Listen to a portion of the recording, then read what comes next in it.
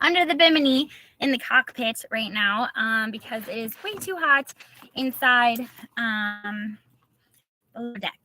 So I'm going to be starting to read Ezekiel for you. There are 48 chapters, so I'm going to try to break them down in 12 chapters each time so we can get through it pretty quick. So here we go. Ezekiel, here's a little intro. Ezekiel is among the more than 3,000 Jews exiled to Babylon by Nebuchadnezzar in 597 BC. There among the exiles, he receives his call to become a prophet. God. Nowhere in the Bible is God's control over all creation expressed more clearly than in Ezekiel. Watch for the message of God's majesty and glory. All this will happen so that they will know that I am the Lord. 6 verse 10. Ezekiel, chapter 1. The Eber River in the land of the Babylonians. There the hand of the Lord was upon him, and lightning, and surrounded by brilliant light. The center of the fire looked like glowing metal, and in the fire was what looked like 4 living creatures. In appearance, their form was that of a man, but each of them had 4 faces and 4 wings. Their legs were straight, their feet were like those of a calf, and gleamed like burnished bronze. Under their wings, on their 4 sides, they had the hands of a man. All 4 of them had faces. Their faces on the left, the face of an ox. Each also had the face of an eagle. Such were their faces. Their wings were spread out upward. Each had 2 wings, one touching the wing of another creature on either side, and 2 wings covering its body. Each one went straight ahead wherever the spirit would go. They would go, without turning as they went. The appearance of the living creatures was like burning coals of fire or like torches. Fire moved back and forth among the creatures. It was bright, and lightning flashed out of it. The creatures sped back and forth like flashes of lightning.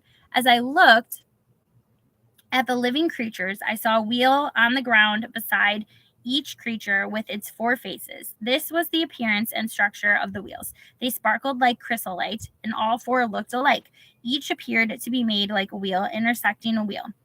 As they moved, they would go in any one of the 4 directions the creatures faced. The wheels did not turn about as the creatures went. Their rims were high and awesome, and all 4 rims were full of eyes all around. When the living creatures moved, the wheels beside them moved. And when the living creatures rose from the ground, the wheels also arose. Wherever the spirit would go, they would go, and the wheels would rise along with them, because the spirit of the living creatures was in the wheels. When the creatures moved, they also moved. When the creatures stood still, they also stood still. And when the creatures rose from the ground, the wheels rose along with them, because the spirit of the living creatures was in the wheels. Spread out above the heads of the living creatures was what looked like an expanse, sparkling like ice and awesome. Under the expanse, their wings were stretched out one toward the other, and each had 2 wings covering its body. When the creatures moved, I heard the sound of their wings, like the roar of rushing waters, like the voice of the Almighty, like the tumult of an army. When they stood still, they lowered their wings. Then there came a voice from above the expanse over their heads as they stood with lowered wings. Above the expanse over their heads was what looked like a throne of sapphire, and high above on the throne was a figure like that of a man. I saw that from what appeared to be his waist up, he looked like glowing metal, as if full of fire, and that from there down he looked like fire, and brilliant light surrounded him. Like the appearance of a rainbow in the clouds on a rainy day, so was the radiance around him. This was the appearance of the likeness of the glory of the Lord. When I saw it, I fell face down, and I heard the voice of one speaking. Ezekiel's call, chapter 2. He said to me, Son of man, stand up on your feet, and I will speak to you. As he spoke, the Spirit came into me and raised me to my feet, and I heard him speaking to me. He said, Son of man, I am sending you to the Israelites, to a rebellious nation that has rebelled against me. They and their fathers have been in revolt against me to this very day. The people to whom I am sending you are obstinate and stubborn. Say to them, this is what the sovereign Lord says. And whether they listen or fail to listen, for they are a rebellious house. They are a rebellious house. They will know that a prophet has been among them. And you, son of man, do not be afraid of them or their words. Do not be afraid. Through briars and thorns are all around you, and you live among scorpions. Do not be afraid of what they say or terrified by them, though they are a rebellious house. You must speak my words to them, whether they listen or fail to listen, for they are rebellious. But you, son of man, listen to what I say to you. Do not rebel like that rebellious house. Open your mouth and eat what I give you. Then I looked, and I saw a hand stretched out to me. In it was a scroll, which he unrolled before me. On both sides of it were written words of lament and mourning and woe. Chapter 3. And he said to me, Son of man, eat what is before you, eat this scroll. Then go and speak to the house of Israel. So I opened my mouth, and he gave me the scroll to eat. Then he said to me, Son of man, eat this scroll I am giving you, and fill your stomach with it. So I ate it, and it tasted as sweet as honey in my mouth. Then he said to me, Son of man, go now to the house of Israel and speak my words to them. You are not being sent to a people of obscure speech and difficult language, but to the house of Israel, not to many peoples of obscure speech and difficult language whose words you cannot understand. Surely, if I had sent the whole house of Israel is hardened, hardest stone, harder than flint. Do not be dumb and take to heart all the words I speak to you. Go now to your countrymen in exile and speak to them. Say to them, this is what the sovereign Lord says, whether they listen or fail to listen. Then the Spirit lifted me up, and I heard behind me a loud rumbling sound. May the glory of the Lord be praised in his dwelling place. The sound of the wings of the living creatures brushing against each other, and the sound of the wheels beside them allowed the Lord upon me. I came to the exiles who lived at Tel Aviv. Warning to Israel. At the end of 7 days, the word of the Lord came to me. Son of man, I have made you a watchman for the house of Israel. So hear the word I speak and give them warning from me. When I say to a wicked man, you will surely die, and you do not warn him or speak out to dissuade him for his evil ways in order to save his life, that wicked man will die for his sin, and I will hold you accountable for his sins, but you will have saved yourself. Again, him, he will die for his sin. The righteous things he did will not be remembered, and I will hold you accountable for his blood. But if you do warn the righteous man not to sin, and he does not sin, he will surely live because he took warning, and you will have saved yourself. The hand of the Lord was upon me there, and he said to me, get up and go out to the plain, and there they are a rebellious house. But when I speak to you, I will open your mouth, and you shall say to them, this is what the sovereign Lord says. Whoever will listen, let him listen, and whoever will refuse, let him refuse, for they are a rebellious house. Siege of Jerusalem symbolized. Chapter 4. Now, son of man, take a clay tablet, put it in front of you, and draw the city of Jerusalem on it. Then lay siege to it. Erect siege works against it. Build a ramp up to it. Set up camps against it, and put battering rams around it. Then take an iron pan, place it as an iron wall between you and the city, and turn your face toward it. It will be under siege, and you shall besiege it. This will be a sign to the house of Israel. Then lie on your left side and put the sin of the house of Israel upon yourself. You are to bear 90 days, bear the sin of the house of Israel. After you finish this, lie down again, this time on your right side, and bear the sin of the house of Judah. I have assigned you 40 days, a day for each, and prophesy against her. I will tie you up with ropes so that you cannot turn from one side to the other until you have finished the days of your siege. Take wheat and barley, beans and lentils, millet and spelt, put them in a storage for 90 days you lie on your side. Weigh out 20 shekels of food to eat each day, and eat it at set times. Also, measure out a sixth of a hin of water and drink it at set times. Eat the food as you would a barley cake. Bake it in the sight of the people using human excrement for fuel. The Lord said, in this way the people of Israel will eat defiled food among the nations where I will drive them. Then I said, not so, sovereign Lord. I have never defiled myself. From my youth until now, I have never eaten anything found dead or torn by wild animals. No unclean meat has ever entered my mouth. Very well, he said, I will let you bake your bread over cow manure instead of human excrement. He then said to me, for food in chapter 5. Now, son of man, take a sharp sword and use it as a barber's razor to shave your head and your beard. Then take a set of scales and divide up the hair When the days of your siege come to an end, burn a third of the hair with fire inside the city. Take a third and strike it with the sword all around the city, and scatter a third to the wind. For I will pursue them with drawn sword. But take a few strands of hair and tuck them away in the folds of your garment. Again, take a few of these, Israel. This is what the sovereign Lord says. This has rebelled against my laws and decrees more than the nations around you, and have not followed my decrees or kept my laws. You have not even conformed to the standards of the nations around you.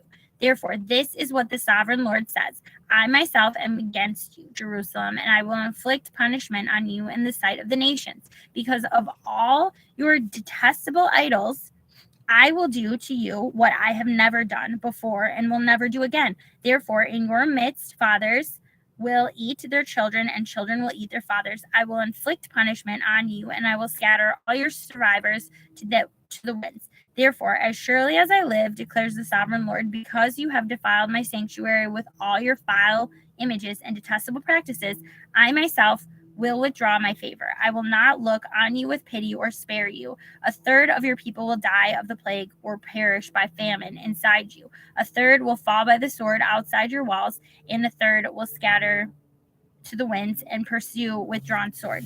Then my anger will cease, and my wrath against them will subside,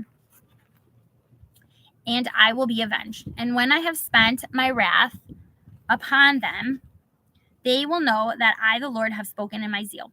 I will make you a ruin and a reproach among the nations around you. In the sight of all who pass by, you will be a reproach and a taunt, a warning and an object of horror to the nations around you. When I inflict punishment on you in anger and in wrath and with stinging rebuke, I, the Lord, have spoken.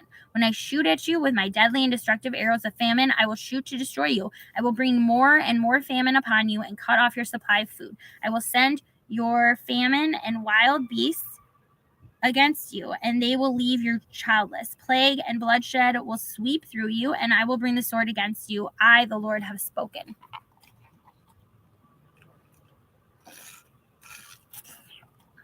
Okay. Chapter 6, a prophecy against the mountains of Israel. The word of the Lord came to me: Son of man, set your face against mountains of Israel, prophesy against them, and say, O mountains of Israel, hear the word of the sovereign Lord. This is what the sovereign Lord says to the mountains and hills, to the ravines and valleys. I am about to bring a sword against you, and I will destroy your high places. Your altars will be demolished, and your incense altars will be smashed, and I will slay your people in front of your idols. I will lay the dead bodies of the Israelites in front of their idols, and I will scatter your bones around your altars. Wherever you live, the towns will be laid waste and the high places demolished, so that your altars will be laid waste and devastated, your idols smashed and ruined, your incense altars broken down, and what you have made wiped out, and what you have made wiped out. Your people will fall slain among you, and you will know that I am the Lord.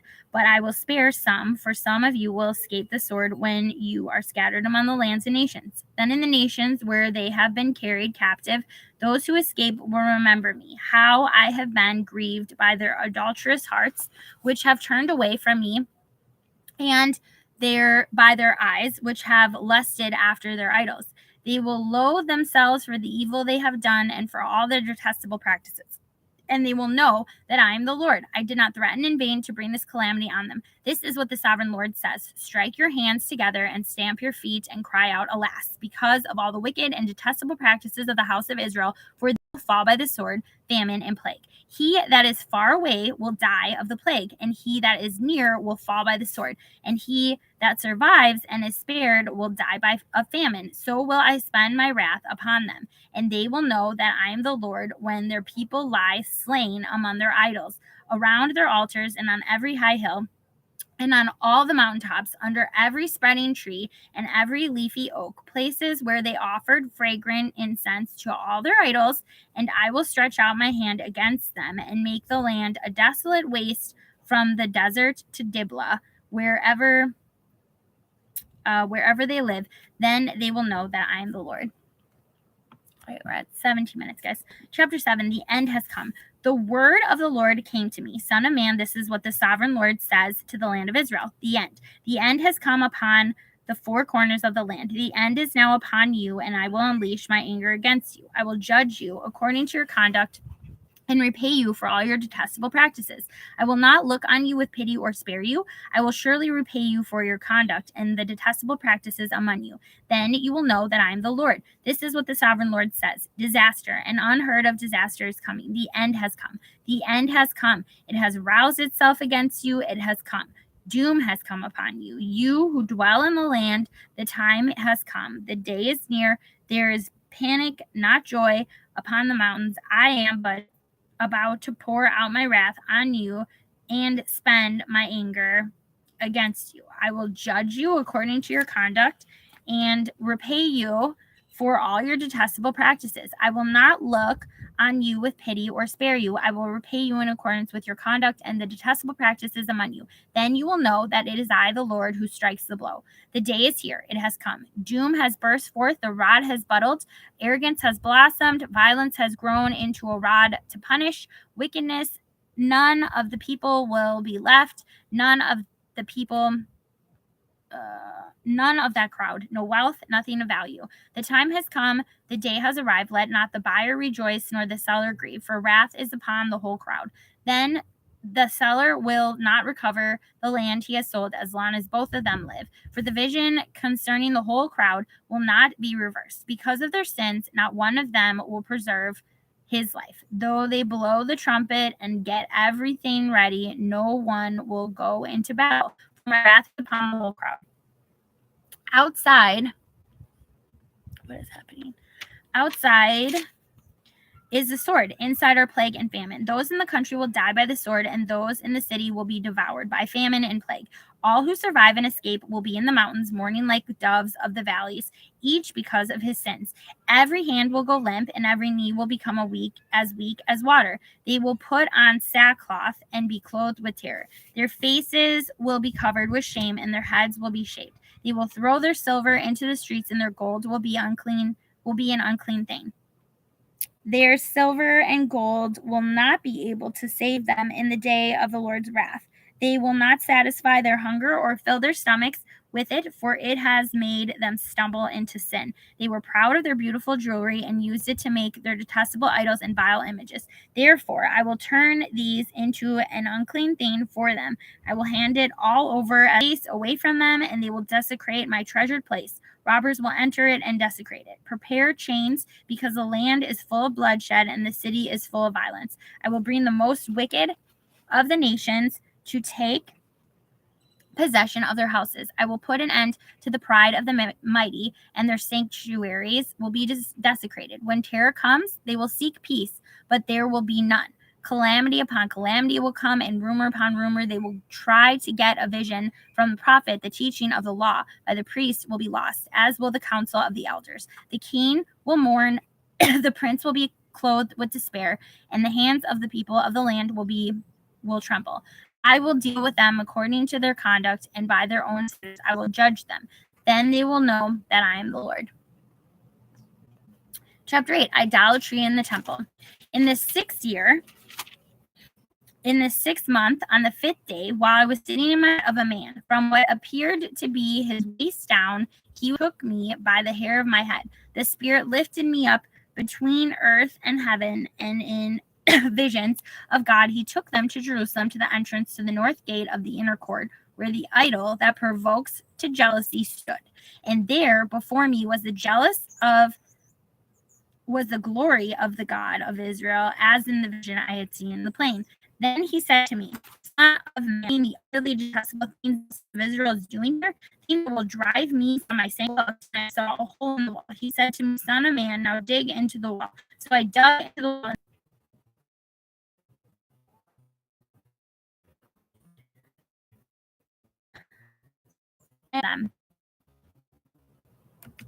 Okay, looks like it's each with a weapon in his hand, and I saw men from the direction of the upper gate, which faced north, each with a detestable things that is without showing pity or compassion.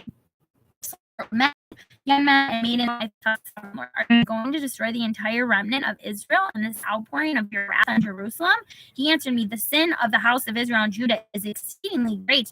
The land is full of bloodshed, and the city is full of injustice. They say the Lord has forsaken the land, the Lord does not see.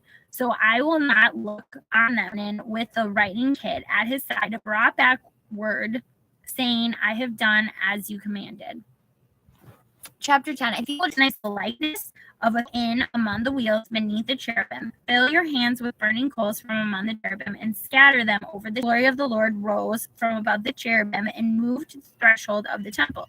The cloud filled the temple, and the court was full of the radiance of the glory of the Lord. The sound of the wings of the cherubim could be heard as far away as the outer court, like the voice of God Almighty when he speaks. When the Lord commanded the man in linen, take fire from among the wheels, from among the cherubim, the man went in and stood beside a wheel. Then one of the cherubim reached out his hand to the fire that was among them. He took up some of it and put it into the hands of the man in linen, who took it and went out. Under the wings of the cherubim could be seen what looked like the hands of a man. I looked, and I saw beside the cherubim 4 wheels, one beside each of the cherubim. The wheels sparkled like chrysolite. As for their appearance, the 4 of them looked alike. Each was like a wheel intersecting a wheel. As they moved, they would go in any one of the 4 directions the cherubim faced. The wheels did not turn about as the cherubim went. The cherubim went in whatever direction the head faced without turning as they went. Their entire bodies, including their backs, their hands, and their wings, were completely full of eyes, as were their 4 wheels. I heard the wheels being called the whirling wheels. Each of the cherubim had 4 faces. One face was that of a cherub, the second the face of a man, the third the face of a lion, and the fourth the face of an eagle. Then the cherubim rose upward. These were the living creatures I had seen by the Kebar River. When the cherubim moved, the wheels beside them moved, and when the cherubim spread their wings to rise from the ground, the wheels did not leave their side. When the cherubim stood still, they also stood still. And when the cherubim rose, they rose with him, because the spirit of the living creatures was in above the cherubim. While I watched the cherubim spread their wings and rose from his head, as seen by the Kebar River, each one